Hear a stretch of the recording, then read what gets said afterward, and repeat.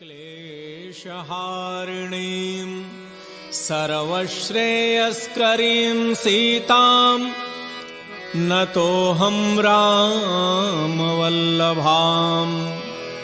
यन्मायावशवर्ति विश्वमखिलं ब्रह्मादिदेवासुरा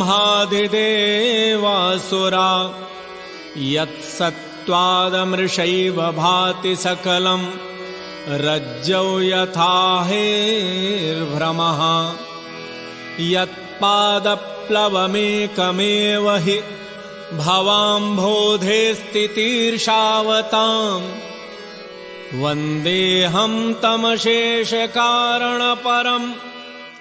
रामाख्यमीशं हरिम्। सनातन धर्म के समस्त राम भक्तों को और समस्त कृष्ण भक्तों को हमारा चैनल सनातन धर्म ज्ञान गंगा कोटि कोटि नमन करता है। मेरे प्यारे राम भक्तों, हमारा सत्य सनातन धर्म के वेद और उपनिषद हमें यह सत्य बताते हैं कि इस संपूर्ण ब्रह्मांडों को, संपूर्ण सृष्टियों को, संपूर्ण प्राणियों को रचने वाले परम पिता परमेश्वर एक है, वो अनेक नहीं है। केवल उनकी सत्ता से ही सब कुछ बनता है और महाप्रलय में उन्हीं में लीन होता है।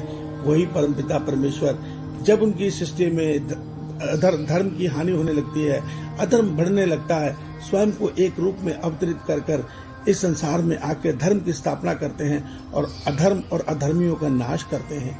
उसी में हम लोग आज रामचरितमानस में बालकांड के प्रथम सोपान के श्लोक नंबर 5 और 6 को सरल रूप में सुनने और समझने का प्रयास करेंगे। देखिए, रामचरितमानस कोई नया ग्रंथ नहीं है।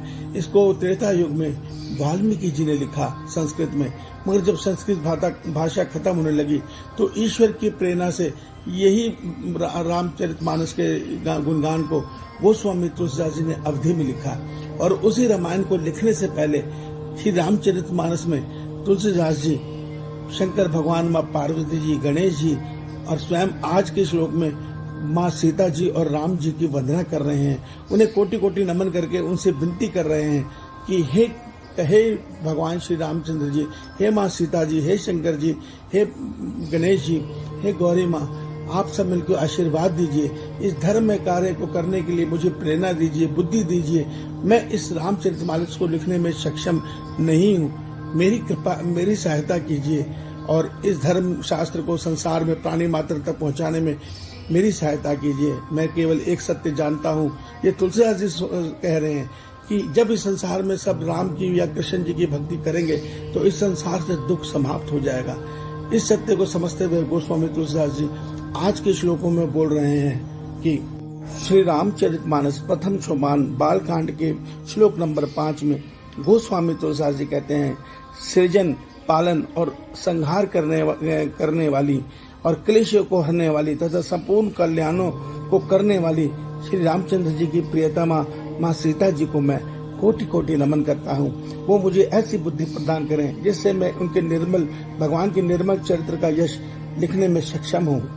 इसके अगले श्लोक 6 में गोस्वामी तुलसीदास जी कहते हैं कि जिस ईश्वर की माया से वशीभूत होकर संपूर्ण विश्व, ब्रह्मादि आदि देवता और संपूर्ण असुर इस सत्ता को, इस संसार को उनकी माया के प्रभाव के कारण सत्य मानते हैं, जबकि ये बिल्कुल असत्य नहीं, ये सत्य नहीं है, ये असत्य संसार है।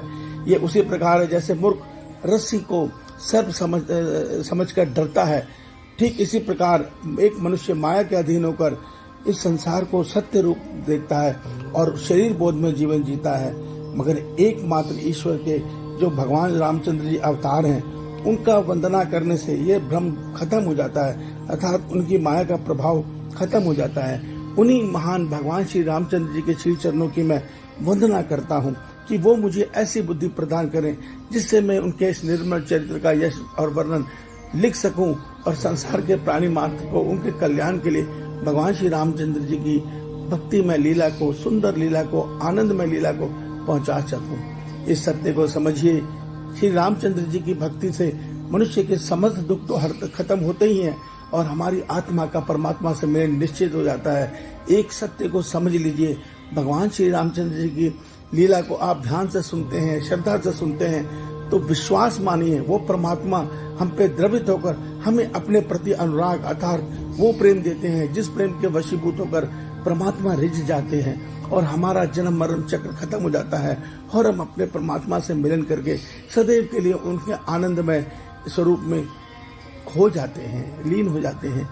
इस सत्य को समझिए। ईश्वर आप सबका कल्याण करें। आपका दिन शुभ हो।